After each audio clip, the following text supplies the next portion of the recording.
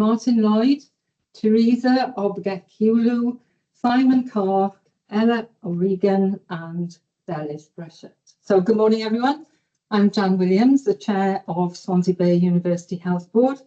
A warm welcome to today's special board meeting and a particular welcome to Martin Lloyd, our new independent member trades unions. Martin's with us around the board table formally this morning. We also give a warm welcome to Teresa Obgekiulu. So Teresa has been fortunate in gaining a place on the Welsh Government's Aspiring Board Members Programme, which is a 12-month leadership programme designed to support and help people from Black, Asian and minority ethnic backgrounds for independent board membership.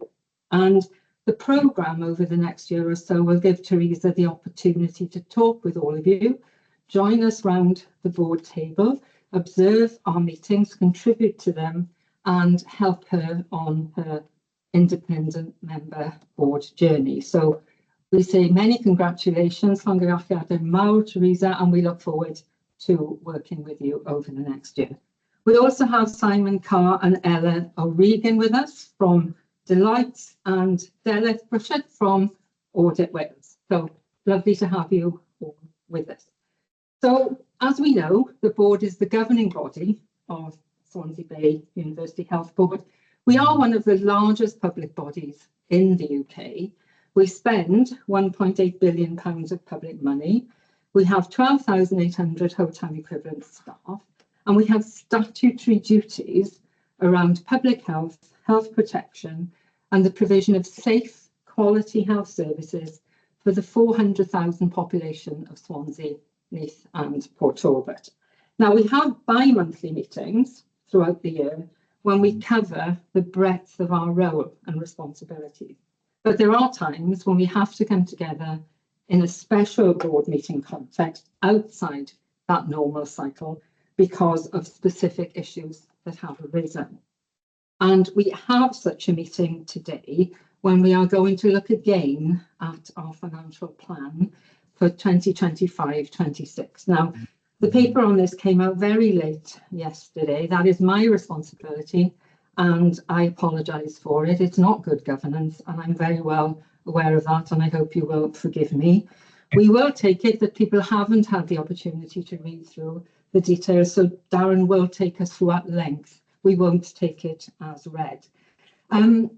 Also, I would just like to put on AOB around Gorsynon Hospital.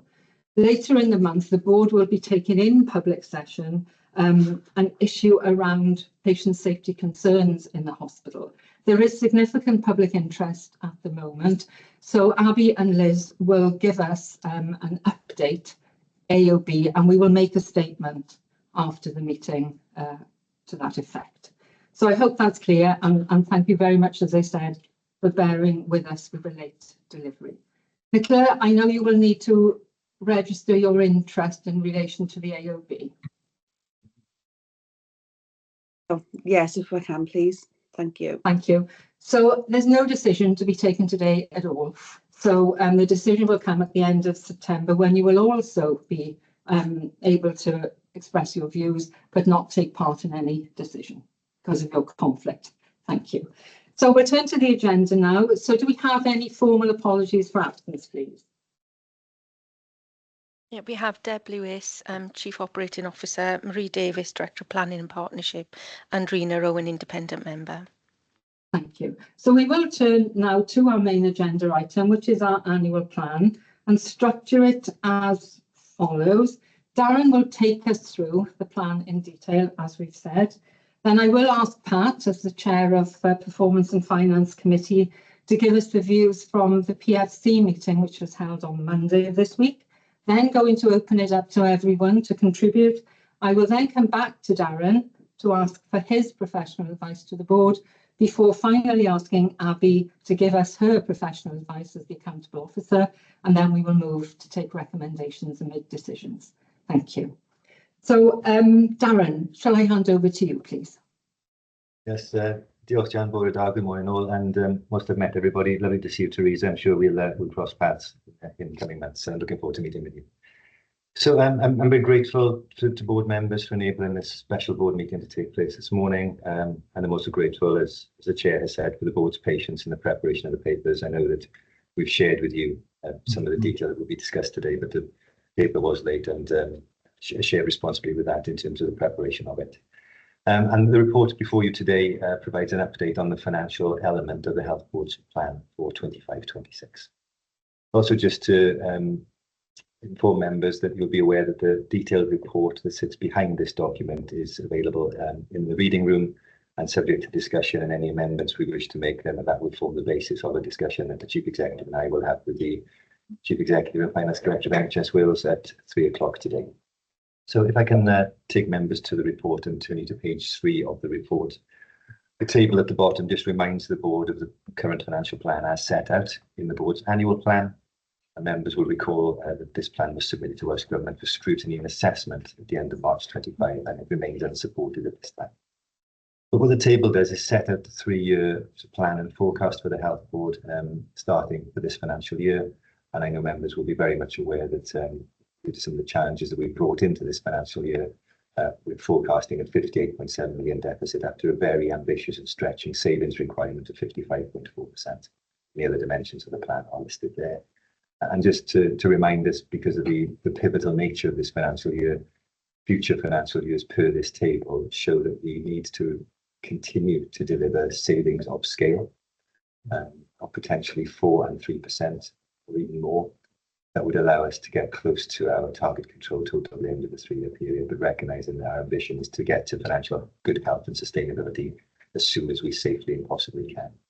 And in the spirit of that table and what we're trying to achieve at the moment, largely for this year, we are trying to make the current composition and running systems of the Health Board more cost effective, more productive and more efficient. I'll touch on this at the end, but clearly for future years, we need to look at more substantial strategic change, actually change the shape and the focus of the organisation to meet the needs of our population. We do that in financial good health. So this phase is about doing what we do now better, more cost effectively. The future years will be much more couched in terms of strategic and transformational change. And the other assumptions just in this table are obviously that the cost pressures that emerge each year and that the level of allocation from government remains largely unchanged for this year.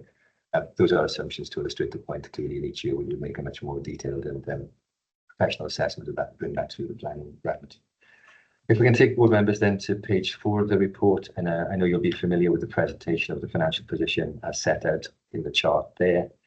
It's important that I bring the month 5 position to date into this discussion today when we discuss the plan, because we are off plan. And this shows that at month 5 of the financial year, we reported an in-month deficit of 5.9 million, which is the last big bar on that chart. And what that does is takes our cumulative deficit to date to 37.8 million, which is 13.3 million off plan, the plan being 58.7. And it's not in this paper, it is in this paper, but just below that you can see in bold that the gap in savings delivery is 15.9 million. So if we were on track with our savings, we would be marginally ahead of plan. Probably looking at this in a slightly different way. That's a really important message. And in terms of future months now, the further 7 months of this financial year represented by the yellow bars on the chart. And in order for us to achieve 58.7 million, we've only got 21 million of deficit left, and that would mean we would have to reduce the variance in each of the next 7 months. It's £3 million a month. Our lowest deficit to date in this financial year has been 5.9. So there's a significant step required to move from the current performance, financial performance of the organisation, to what we've got left and are able to consume. So the scale of that challenge is significant. We need to continue to try to reduce run rates, increase savings delivery, and deliver the financial improvement that we need. And what the remainder of this report does then is set out how we plan to do that. I know I mentioned, we wish to remind board members that the stimulus for the production of this today outside of the normal cycle of business is that the Chief Executive and I are going to Welsh Government at 3 o'clock this afternoon to take them through this plan, to account for a degree of confidence and credibility in the plan, and to show the very detailed work that's happened and is continuing to happen to help us return to good financial health. So page 5 of the report reminds the board that work on the plan has intensified materially, and I'm at the bullet point section halfway down that page of the report. And I'm very grateful to board members as well for the opportunity to present some of that detailed work at the special performance of finance committee we held on that day. I will take us through the bullet points there because the plan as constructed is made up of all of these elements. So we have undertaken a refresh and an update on existing savings schemes already in place across the health board. So we're building on the foundations we've got. We've used our external support colleagues to help us then drive further. We've built on the strategic to the executive-led themes that are listed there in the light bullet points: urgent emergency care, planned care, continuing healthcare, procurement, medicines and pay, with planned care being added since the arrival of our support colleagues because we feel there's opportunity there. And those form part of the plan, are stronger and produce recurrent benefits, which I'll touch on when we get to that part of the report. We've also looked, as we would do at this stage of the year, one-off opportunities in terms of our financial sort of machinery through the course of the year. We've reviewed our underspend areas and we are putting into place agreements to maintain those underspends and increase those where possible. And as is a consistent theme, we're working with our support partner again to look at improved group control mechanisms. Largely at this stage focused on pay, but there will be non-pay elements of that we need to bring to bear on us to help us achieve the numbers that we require. If I can take you then to the top, page 6, there's a very straightforward summary table there. See the component parts of the plan. I'm now focusing on our delivery of the 55.4 million savings plan to get us to the 58.7 million deficit in the plan that we submitted. That's really clear. It's this section of what I'll narrate is about the savings delivery. And what you can see there is through a series of actions, which I'll go through in a moment, we have got savings from the work that's been completed to date, approaching 46.4 million. There is a gap of 9 million then to the 55.4, and we've been working diligently again with our support partners, and we had a discussion at Recovery Sustainability Board yesterday. I wasn't there, but I've had a briefing this morning where we've agreed further actions to address the 9. So we have a construct now which addresses the savings requirement within the existing plan. Just beneath that then, the second table just demonstrates the individual lines of things that we've looked at. So we've looked at the actual performance of the board to date in terms of delegated spend. This is the table headed Part B. We've looked at the further benefits that we realised from corporate director and the spends. There are some pressures as well, just on that 1.1 million. We've reviewed our balance sheet opportunities and all the things you'd expect us to do at this point and refreshed our assessments of risk, and there's 6.1 million of one-off opportunities that will come in. Some certainty. And then we've just concluded, and this is part of normal business, we had a very specific exercise on savings delivery and our trackers, and we now have 21.8 million pounds of the savings noted as green, 3.3 is amber, so 25 million pounds of that is coming through, which has moved quite significantly from where we were previously, but clearly that is not the 55.4. The sum of those component parts is 33.6 million in this year, and the recurrent impact of those, because particularly Part B2 is non-recurrent, is 21. Take you then to the top of page 8, and that table shows the impact of some of the further work that we've done. We still have some red schemes and some further stretch on the corporate directorate that I mentioned previously. So about half of that is certain, and we will just need to map that through. And there's a couple of million pounds of the red schemes that we are testing now with a view to either taking them off, but more probably moving those into green and part of the overall plan. And there is 1.7 million pounds of pipeline opportunities identified. We are again working with a support partner to increase those on a journey, which should be ideas to pipeline into amber and green. So a lot less risk in those areas of red and pipeline, more in the green and amber. And then the bit at the bottom, which is further opportunities. This is where the executive-led work streams supported by our support partner are identifying some really detailed opportunities to bed in recurrent savings. So whilst the impact of that work as assessed is 6.8 million for this year, very pleasingly, the full year effect of that is 29.5, and it just demonstrates that had we been able to get to these savings sooner, it would have had a greater impact in this financial year. Beneath that table then, what you can see is the sum of the core elements of the delivery come to 46.4. I mentioned we had a 9 gap, and that 9 gap will be closed by variable pay controls through exec-led approval mechanisms. A review of theatre efficiency, actually, that's what that second bullet point actually means, and we will maintain safety and quality, but there are more efficiencies to come from our theatre setup, which will reduce cost. And we spend about 12.5 million a year on things like travel expenses, printing, office furniture. Our assessment is that we could take 2 million from that and bring that into the plan. That was agreed at the Recurring Sustainability Board yesterday evening. I'm expecting an update on that sort of early afternoon today, just to see how we've got in terms of the granularity.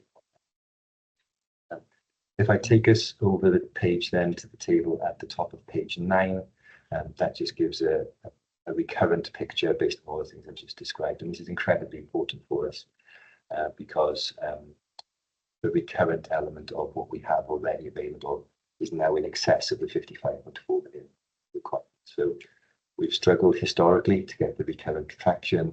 What we're seeing now is through the plans that we've got, we could get up to around, I think it's 59.1 million worth of savings recurrently, and that would translate to 59.3 actually.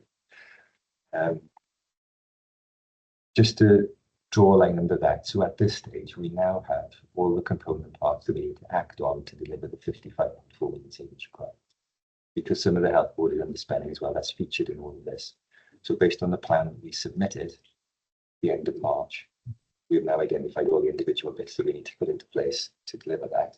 There remains some risk in that, particularly in the red pipeline, but we will now work diligently on those slightly smaller values within here in order to give the certainty and the confidence of any of the board. And that then cements the 55.4 million savings into 15.7 plan. In terms of then just turning to risks and issues, because it's an important part of the discussion today, no doubt, the narrative at the bottom of page 8 begins to describe how some further risks have emerged in the financial year following the development of the base plan, and that these risks were not foreseen or foreseeable at the point at which we developed that plan. The table at the top of page 9, I know colleagues are increasingly familiar with, but that sets out a current assessment of the scale and the risks, the financial values that could arise, like I stress could, should these risks be unmitigated. Some of the risks in the first column are outward of the health board's control. Some have arisen from the way in which the health board has evolved in the last 6 months and some of the operational risks that come through. At this stage, importantly, there is no financial mitigation for these risks. So further urgent work has started and will need to be completed with urgency to consider how those risks can be addressed and mitigated via action and management to avoid the costs presenting themselves. Because of the stress, there is currently no further financial mitigation available because those have been deployed into 55.4 million. We will clearly continue to look for further financial opportunity. That's the day job. But at this point, I can't cover those off. And we have started to make an assessment of some actions that would mitigate those values, but they won't get to zero. And therefore, there's an element of discussion that we need to have there as well. And just turning to the last few paragraphs of the report, which start on page 10 and end on page 11, just wanted to set out the strategic outlook and strategic financial agenda for us based on my comments earlier around current operating model and future operating model. And what the bullet points on page 10 do is set out some of these. It's not an exhaustive list at this point, but what these bullet points do indicate is the scale of change and challenge the health board must lift its head to whilst maintaining the focus on this year. Consider this through future planning rounds to develop a service and financial strategy that strategically takes us to the service delivery models that we want, but that is through a robust assessment of finances leading to good financial health and balance and sustainability. And I will just draw these out before I start. So we know we've looked at the benchmarking of acute site numbers across the UK. We have 3 major hospitals as board members who've been wearing Marsden, Liverpool, Albert, Singleton. The way services are configured across those in terms of optimal configuration is probably suboptimal. We need to address that. We need to look at some of our fragile services, and there's opportunity here with our partners across Wales and Wales to do that. But there will be workforce issues that are driving cost and potential fragility of services that we would wish to provide on a more robust basis. We do need to look at the way in which the billion plus that comes in is allocated. We know we need to resource it to improve our population health and work with partners on that. We know we need to do more in primary community care settings. We have an ambitious digital agenda, and we want people to be able to access care when they need it to the highest standard. And currently our resource is more focused on the treatment aspect of that than the prevention and the health aspects and the local access aspect. So it's a small bullet point, but it means a lot in terms of us moving our resource to meet the needs of the population strategically. We know and we are fully committed to meeting the recommendations of the maternity and neonatal independent review, and we will resource that as required. We have contracts between ourselves and other health boards, called inter-organisation contracts. LTAs will be the familiar parlance to colleagues on this call. We believe, and it's in the detailed report, that there may be subsidy in there, so we need to revisit all of those contract lines and make sure that we are getting in for the cost we incur. Equally with our partners, we are paying for what we get from them. But as a net provider of services, i.e. more patients migrate in and leave, we need to make sure that the cost that we give are aligned across all of those. We need to elevate our cancer centre. It's a significant flagship for us. It's providing care for a much bigger population than our own health board. We need to think about how the financial mechanisms for that work with the rapid evolution of cancer treatments. And finally, and I know this is developing well and is improving in maturity, but there's huge opportunity for us to look at how services are provided across ourselves and how our regional joint committees. So it's critically important that whilst we maintain all of the grip and control of all the industry that we have in 25-26 to get the base plan delivered and then to look at the risks, we need to start to address those now in September. So future planning members are cognizant of those, and I can wrap the financial strategy around that aligned to the table where I started this talk. So I was going to pause there, Chair, and not draw out the recommendations at this stage because we're probably going through the discussion, but I will stop and have a few questions around the point. Thank you, Darren. And for Pat Dunmore, Pat, we know that as the paper came out so late yesterday, you won't have had an opportunity to look through it. So we will commit to someone coming to the next stakeholder reference group to really talk the group through in detail. So please bear with us for that. And my apologies.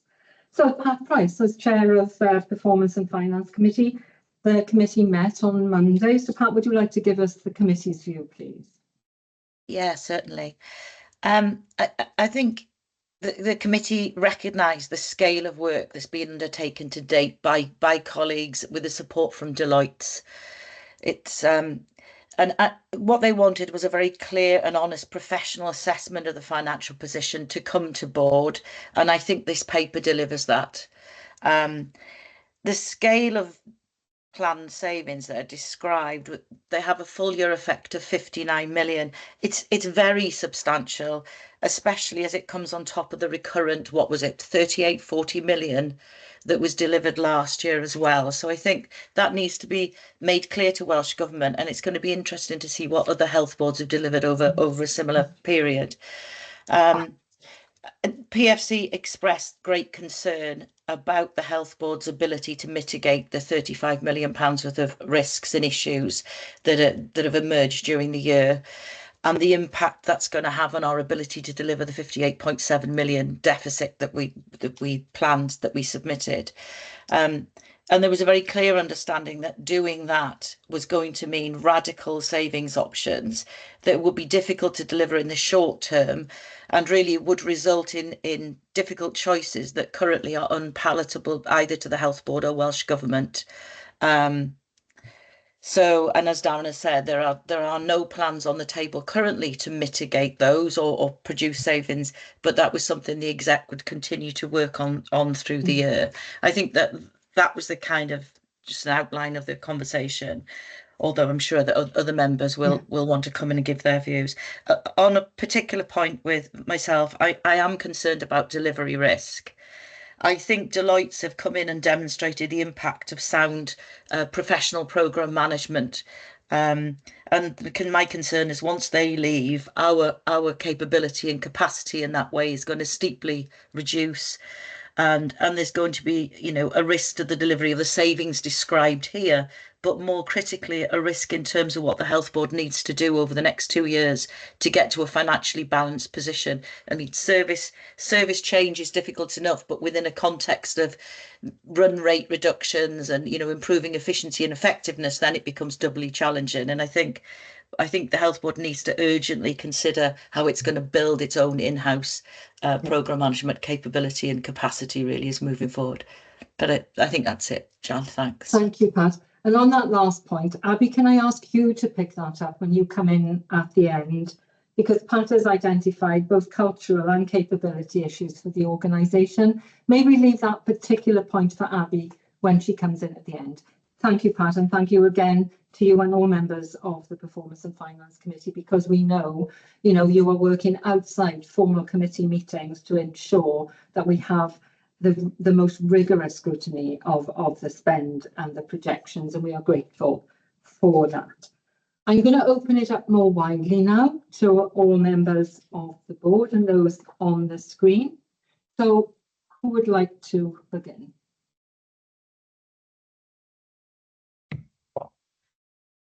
Steve, please come in. Yeah, thanks very much, Chair. And firstly, just to echo, as another member of the PFC, to echo what Pat just said, that was our conclusion from the meeting on Monday. As regards the paper that I did get a chance to read it last night, and Darren, I think it's a masterful piece of work, and your exposition of it this morning was similarly masterful. So thank you very much. And the recommendations, when we come to them, I can agree with, subject to there's still this 9 million question mark in the paper, and you alluded to it in your presentation just now as something that there is light at the end of the tunnel with the 9 million. Is there any more detail you can give at this stage? Thank you, Steve. Darren, would you like to come back on that point? Yes, thank you, Chair. So I wasn't at Recovery and Sustainability Board last night, Steve, with my son's graduation, but I've taken a briefing from colleagues from Deloitte this morning. They're in the room because they've been welcomed. It will be across those three key areas. I said this in broad distribution terms, about 6.25 million related to the change in variable pay approval up to executive level, which is different from where we are now. It's at senior level now, but further work on that. And I know some modeling's been done on that, but I haven't seen that yet. There's 750,000 assigned to the theatre efficiency work, if you like, and just condensing the work that we've got within our core allocation for access. And assessment is based on some preliminary work done by colleagues in Deloitte that there is an efficiency and we can get that 750 out of there. And it's related to variable pay, but a different set of it. So there's no double count. We made that assessment prior to yesterday. And the last bit is bearing down on the controls on the catalogues and the procurement of about 2 million. We know the 12 million pounds and how we spend it. We're just in the process of defining those controls as well. Some are already in place. And so that's the framework. I think what we'll see later is similar to what you've seen in terms of the plans on the page and the PID documents, is we'll have those for that as well. And I'd be happy to share that with board members as it becomes available to me. Thank you. And thank you, Steve. Simon and Ella from Deloitte, is there anything you want to add to Darren's response to Steve at this point? Because obviously it's really important. The board, determined at the start of this year we could take out 55.4 million savings, and it would be really important that the board can confirm its commitment to do so. But Steve has raised a really important point. Simon and Ella, anything you want to add? Well, I would just, Darren described some of the work that's been ongoing to mitigate any risk of double count, to check that it is all a viable construct of a plan. And that the key thing for me is to drive at the totality of the value that is described as the in-year value. It is going to take very significant focus from the majority of senior leaders across the organisation to get to it, because obviously, whilst there is no double count in there, it's addressing a lot of the wicked operational issues to realise it, and doing it also in tandem effectively. So just to try and articulate quite what it's going to take from the organisational point of view to realise some of those values. Thank you, Simon. So Steve, as requested, Darren will issue some more detailed information around those three elements underpinning the 9 million. Yep. Is that okay? That is. Thank you very much. Thank you. Anne-Louise Brodard, do come in. Thanks very much, Jan. I would echo my thanks to the team for the work that's gone into the report, and it reads very well. My only query, and I appreciate that it's hard finance and the difficulties, but there's no reference to the commitment to continue to provide the services to our population, and I would like to see that in, because money and the worries that it causes us will, because of what we say in these reports, if they're read, have a reflection by some of the population. And I would just like to see that we are saying that we are committed to continuing to deliver the services. Thank you, Anne-Louise. And again, Abby, I'll come to you for the form of words around that when you do your accountable officer summary at the end. We now have Andrew. Andrew. Good morning. I just got a comment really, which is I was very grateful to be able to have an invite, although I'm not on performance and finance, to come along to the meeting on Monday, because that was exceptionally helpful in getting into some of the detail and seeing how all the figures are adding up. I was a little bit confused about the change from on page 4 of the board report from the 13.3 million of savings to the 15.9, and why that 2.6 was separated out. But I'm very grateful for the papers we've had last night, which explain the reason why you've separated that out, and which makes an important point, I think, which is that actually with the additional 2.6 million, it's showing how achievable this could be, particularly depending on that 9 million being bottomed out fully. So that's a long way and tortuous way of saying very grateful for the opportunity of seeing all the figures and the transparency that we've had around it. And I think what we've come up with, and as Stephen has said already, has given us a real clear picture and a clear story that sets out our position, which is not only clear, but it's realistic and factual, which is, you know, the best we can hope for. So I just wanted to say thank you for the way it's been explained and the detail that's been gone through to get us to this position. Oh, thank you, Andrew. I'm sure the team will be really appreciative of that, because people have been burning midnight oil on this this set of papers, as you'll appreciate. Jean Burdell, please come in. Thank you, Jan. And I too would reiterate everything that's been said about the work that's gone into this.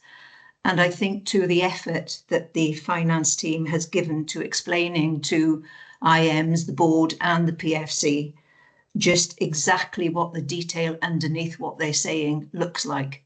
So in terms of the figures, I think we've rehearsed those diligently. I am concerned that we have 21 million deficit left to last us through the 7 months.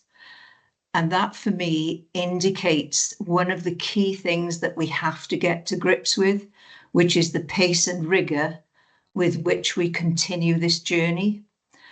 What is important is that we all now have visibility of that, not just us as members of the performance and finance, but everyone across the organisation will have visibility of what we're aiming to achieve.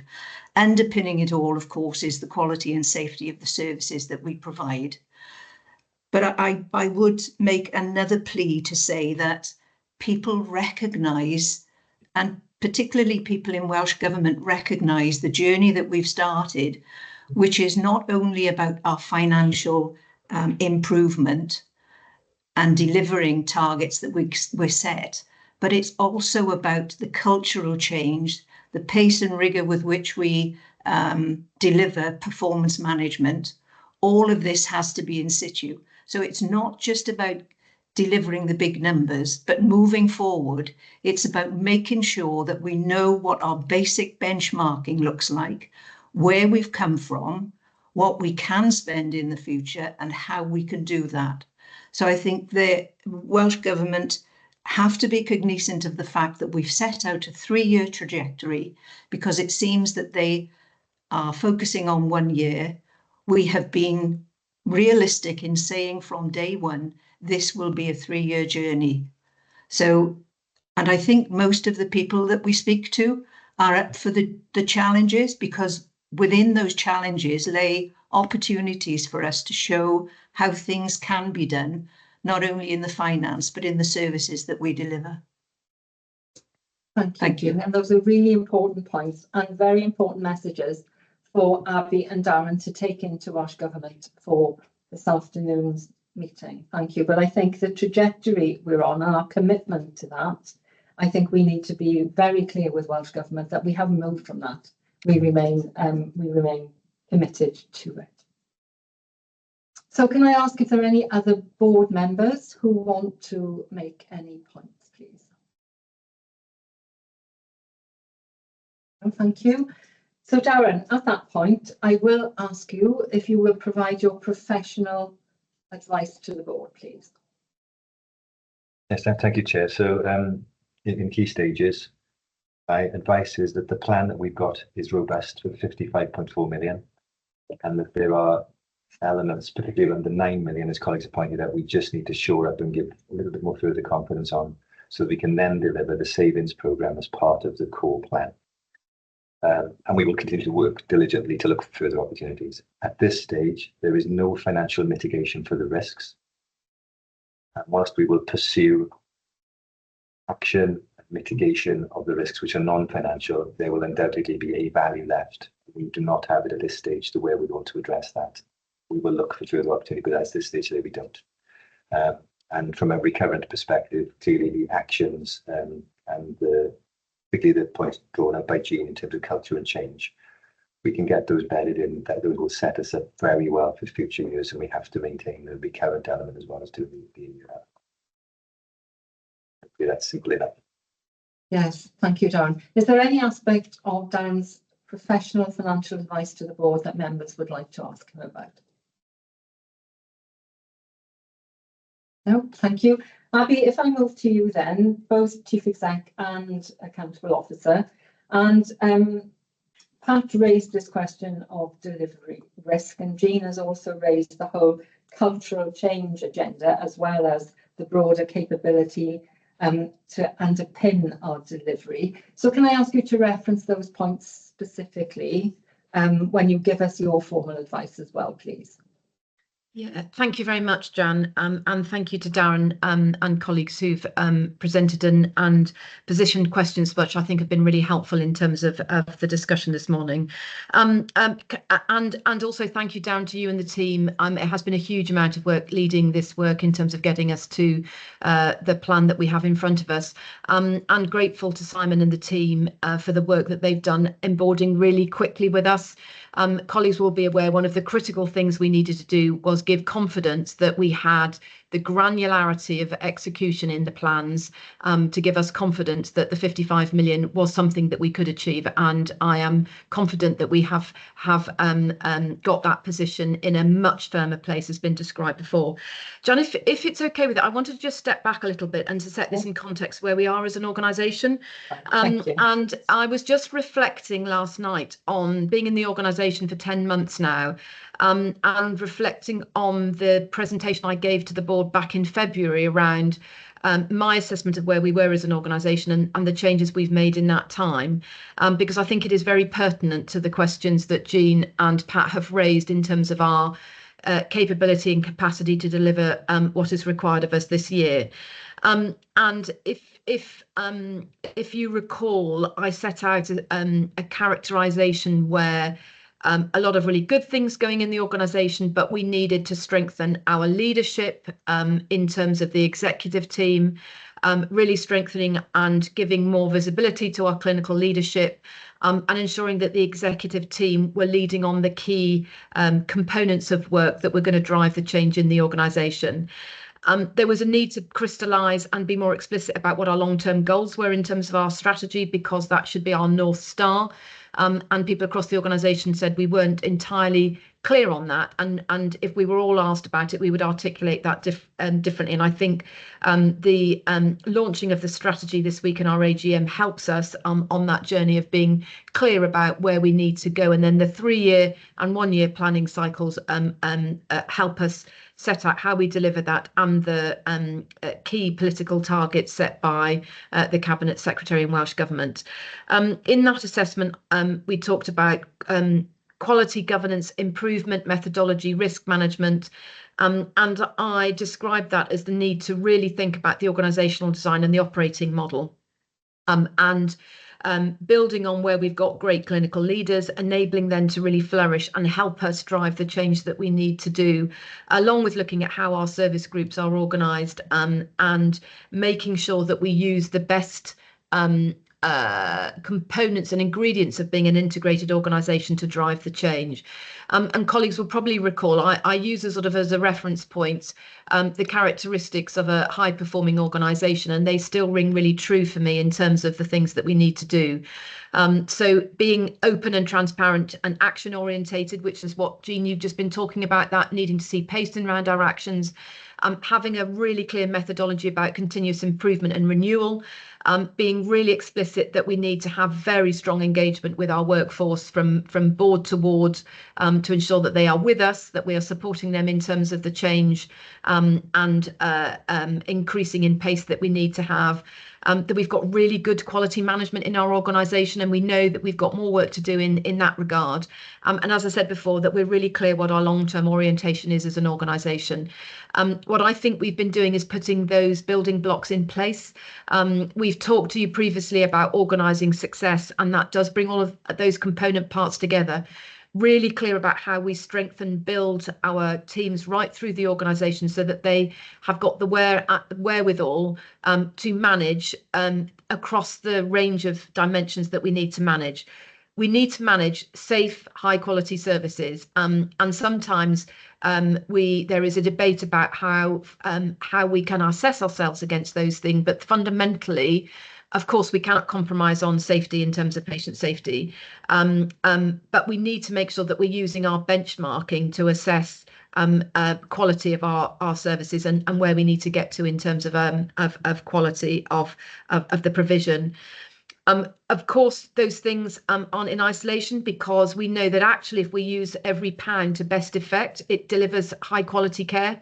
And we know that there are areas around our delivery where we've got to go further in terms of productivity, efficiency, our care pathways. And what Darren set out is that those agendas go absolutely hand in hand. And then the final piece is about our workforce. Many of the actions that we have set out in the plan today are about modernising our workforce. And that goes hand in glove with the cultural piece that Jean, you picked up on. So we need to enable our managers to be able to manage the safety, workforce, finance and delivery agenda as one. They're the quadrants of our balanced scorecard that we need to give much greater visibility to as we go forward in the organisation. And my assessment is that we are making progress. And I think for us as an exec team, we talked about the need to ensure that we can accelerate this. And I think there will be a very explicit conversation around how we ensure that the board have got visibility on all of the actions that we have got underpinning the programme of work that is outlined in the finance and delivery plan for this year. And indeed, we've talked about how do we ensure visibility on the numbers. We have a lot of data, as I reflected back when I did that 90-day review. Too much emphasis is on about counting what we're doing today and looking back, what have we done? We are not using enough of that capability to project forward and look at where do we need to get to, and how is it that we need to change to get us there, and we need to think about that capability and how we enable, yes, things like the dashboards, but that we've got great dashboards, but they're mostly a look back. And what we need to, as I said, we need to use that intelligent and information and kind of planning and benchmark capacity to look at moving forward. Where do we need to get to? Where are the SBC run charts that tell us where are we off track and where do you need to focus?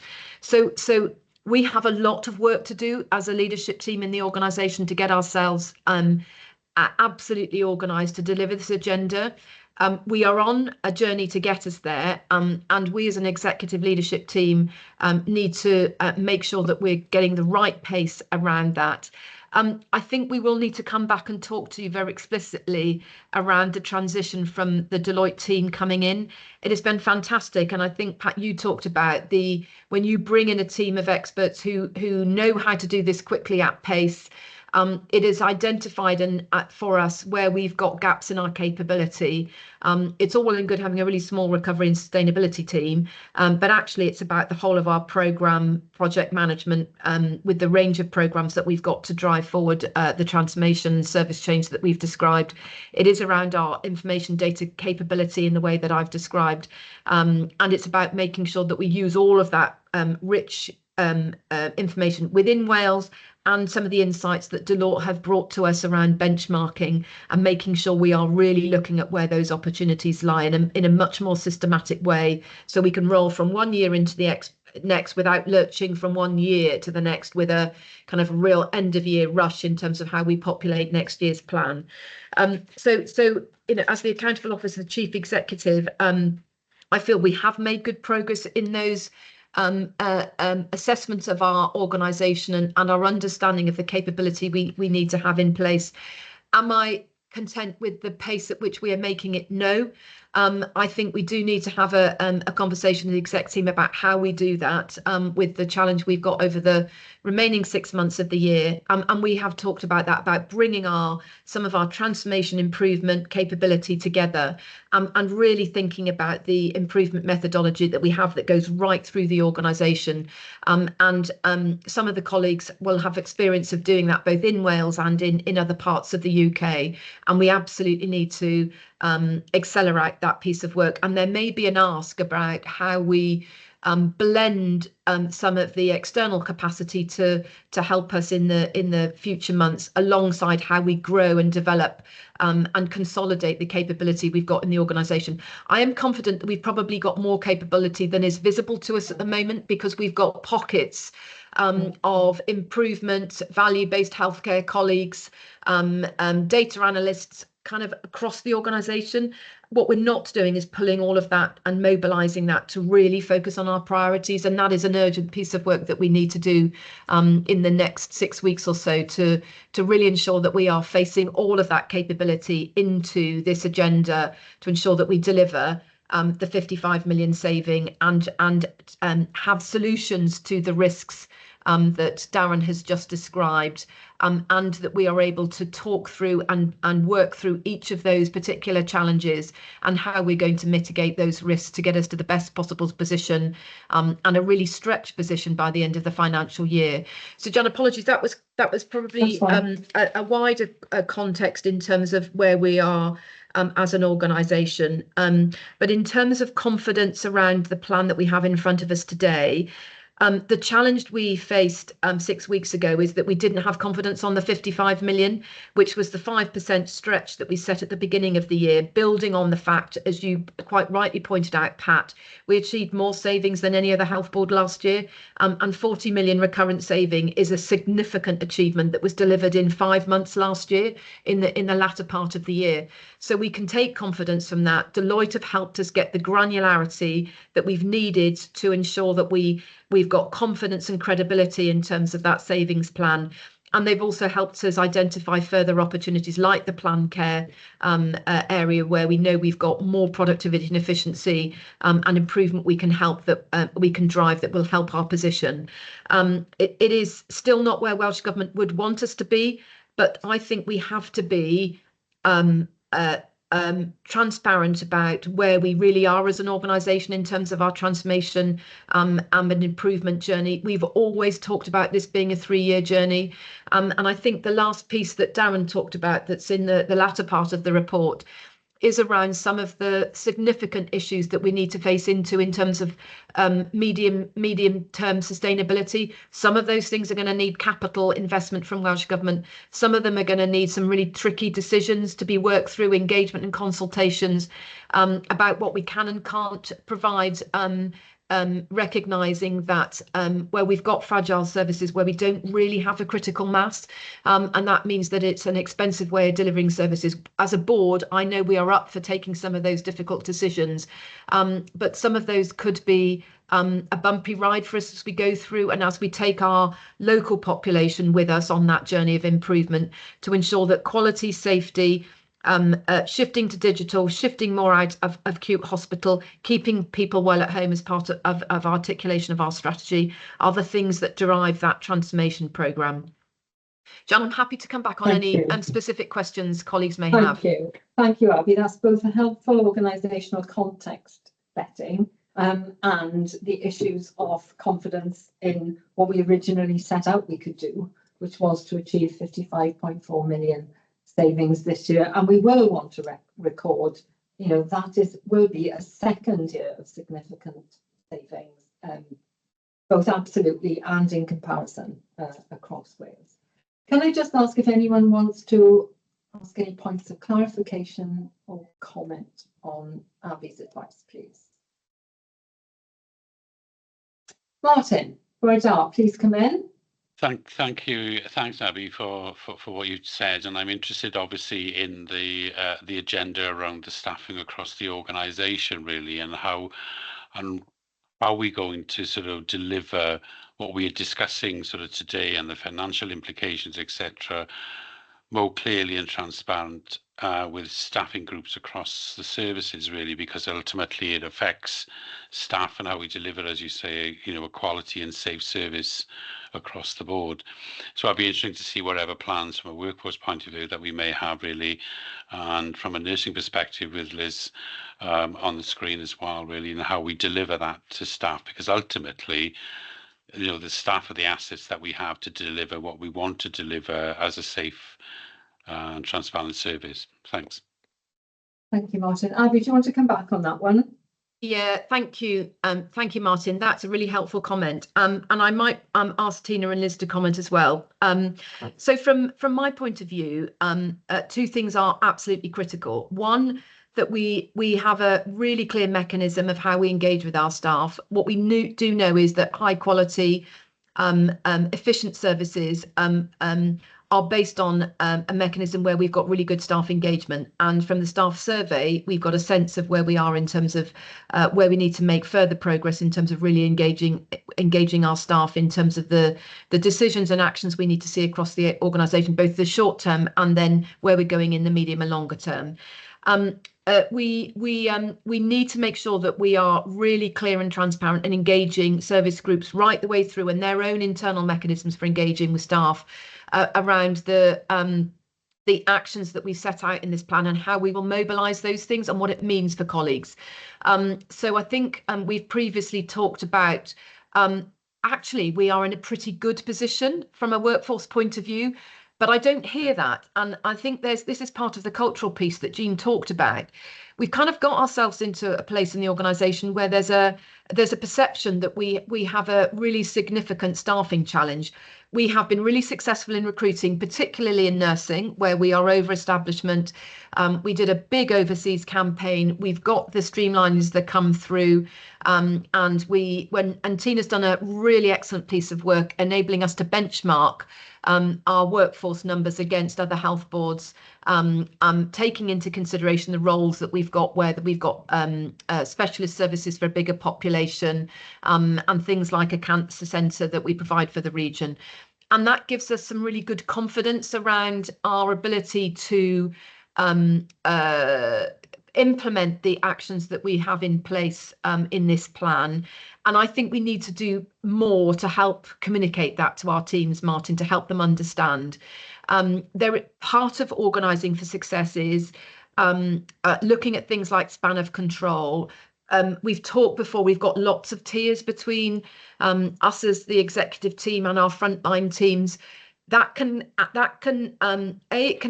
a management capacity that we don't need in the system and that we can streamline, but it can also create a bit of confusion in terms of delegated budgets, decision making, and I think simplifying that and making that clearer will actually help the organisation. It will help services understand what is in their direct control in terms of decisions, management, and their workforce. And we also know that we need to do a lot of work in terms of helping with the management leadership, bringing the triumvirates of the clinical leaders, the managerial leaders, the nurse leader and the therapy leaders. I know that's 4, whatever that is, but about making sure that we're really clear that as a team, they know what the ask is, they know what their objectives are about managing within their budget, managing their workforce, undertaking kind of local workforce planning so that we can triangulate all of these things. And I think we are, as I said, I think we've got more work to do to enable that to be visible to staff and ensure we're engaging with staff about that agenda. But perhaps I can bring Tina in. I know she's got a hand up. Thank you. Yes, Tina, thanks, Abby. please come in. Sorry, yeah, just 3 things to add to Abby. So recently, we've just been doing annual workforce plans where, to me, we needed to change that into strategic workforce plans. So we're thinking ahead of what workforce we need in the future as opposed to being reactive. And that is supporting that capability and capacity from bottom up. So each service really truly understands and triangulates their activity to the finance of the workforce. So that's something that we'll be building on, and every member of staff understanding that. So what is the resources that they've got available to deliver the activity they need to deliver?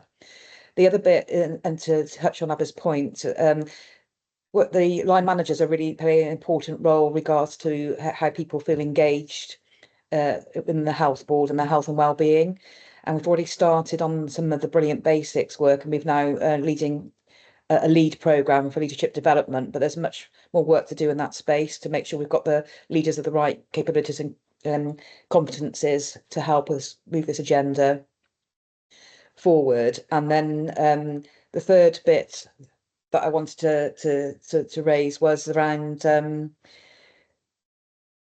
it's the culture piece and how we empower people to make changes because they know their services best. So it's that what I call a single improvement methodology, and so we need to change our culture, if you like. So we don't become decision makers centrally. We're there to unblock things that get in the way of people transforming their services.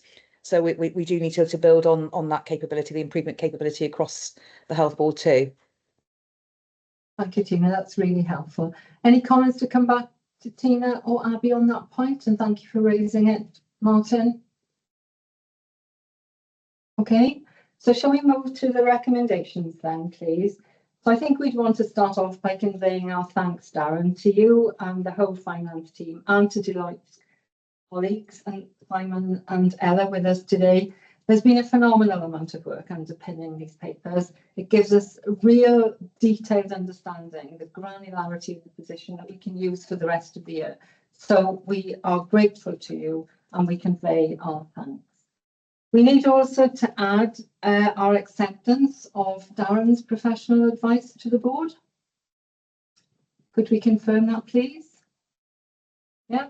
And then to accept Abby's professional advice to the board, both in relation to the wider contextual position she outlined very clearly for us, and then the advice on where the board finds itself around the 55.4 million savings.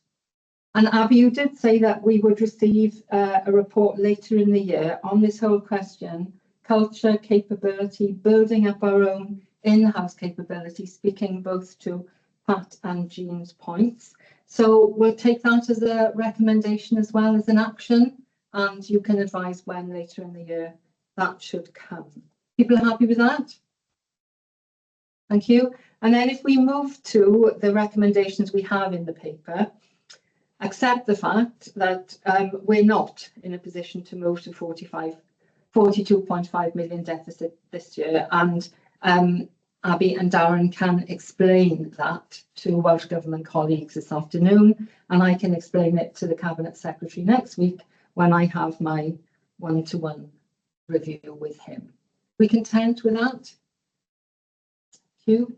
Then to confirm the 55.4 million savings plan as we originally envisaged, we flagged up today that we want to see more detail around the 9 million.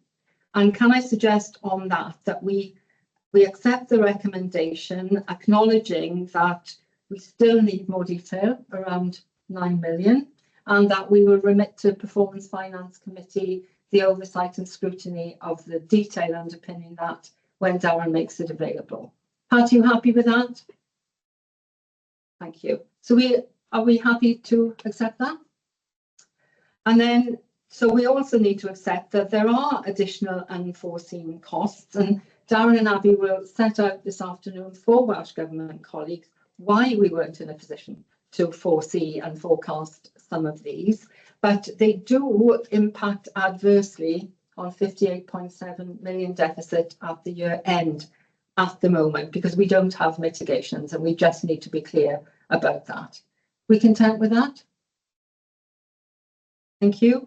And then coming on to the fact that, you know, the scale of the savings already identified, coming on top of significant savings we made last year, and the additional ask that involves, we've heard a lot about the fundamental culture reset we need and the time we need to build up the capacity and capability to deliver.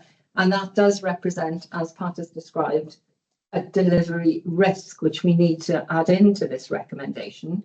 So because of all that, we cannot at this point. So it gives us a little bit of flexibility depending on how things go, because as Abby said, you know, we did pull all the stops out last year between November and March, but at the minute, at this point, we can't commit the organisation beyond the original savings quantum. Is that okay?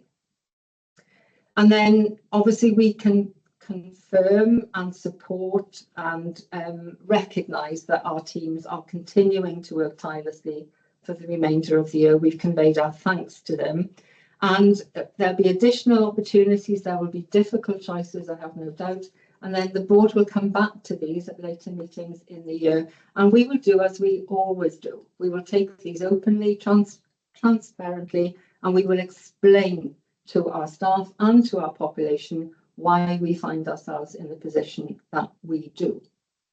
Is that okay? And then I think Jean made the point very clearly that this is a 3-year trajectory. We've said it is from the start. We've committed to it. And Anne-Louise, we can pick up your point there. You know, we remain committed to delivering our roles and responsibilities, to the delivery of the strategic and operational plans that we agree. And clearly we would be out there talking to our public in relation to any change to those plans, but our commitment to delivery against our plans remains. So is that okay? Thank you. But then, you know, we are going to take 3 years to get this organisation back to safety, quality, sustainable services, and then will come financial balance as well. We will not take any one of those components in isolation and go for the money without really taking into account safety, quality and sustainability of services. Is that okay? Thank you. So we'll write up the recommendations as we've amended and send them round again. But Abby and Darren, do you have enough now to take to Welsh Government this afternoon? Yes, thank you, Chair. Thank you. Thank you. So I know we're just over the 10 o'clock mark, but as I said earlier, we need to allay fears in respect of what we're about around Gorsinon Hospital at the moment, acknowledging that today is not about decision making, but we do need to put something out there into the public domain in terms of what the situation is and what we're doing. So Abby, could I ask you to start, and then I'm sure Liz will come in, as I'm sure Richard will as well, Richard Evans. Abby, over to you. Yeah, thank you very much, John. And I will be very brief. So colleagues will probably be aware that we have had concerns about how we ensure patient safety, safe patient care in the inpatient ward in Gorsinon Hospital. There have been a number of issues relating to staffing, and whilst we have worked very hard to try and address all of the issues, I did ask Liz and Deb to have a really good look about how could we assure ourselves in the moment around the quality and safety of the services we are providing to those patients.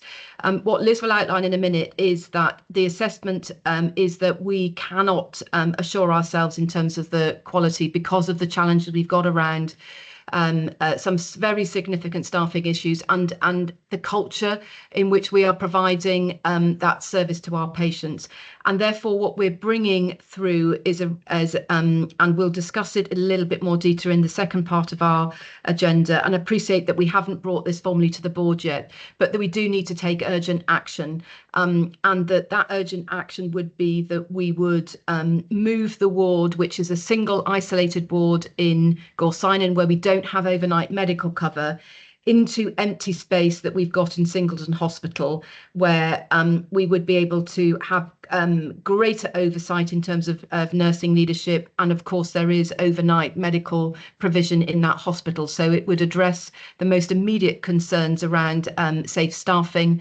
It would make sure that we've got a greater oversight in terms of the patient group, and it would enable us to continue to provide that subacute service, but in an environment that we think would be much safer than we've currently got. We would be needing to take a period of time to undertake an assessment about what the longer term would need to be, but we are bringing this forward as a proposition because of the concerns that we've got. Jan, before we close, I also want to just touch bring board members up to speed on one other really Okay. critical service issue where we're having to take some similar action. It's for very different reasons, but it'll come to our board meeting in September. But we are engaging with CLICE and service users and staff, so it'll be useful just to make sure in the public domain the board are aware of that too. But if I can hand over to Liz, please. Thank you. Thank you, Abby. We will come back to that point. Liz, may I turn to you, please? Yeah, thank you, Jan. I mean, the outline is there, as Abby has said, but Jan, you remind us at the start of every board of our obligation and of our statutory duties, one of those being safeguarding patient safety. And as clinicians, both Richard and I, particularly from this perspective, are now seeing a number of what I would call red flags at Gosainen, and it would be remiss of us not to bring it to the board's attention and to ask for this to be considered, which we will consider fully at our September board. There have been a number of issues ongoing at Gosainen since February this year. We have tried to mitigate in many, many ways.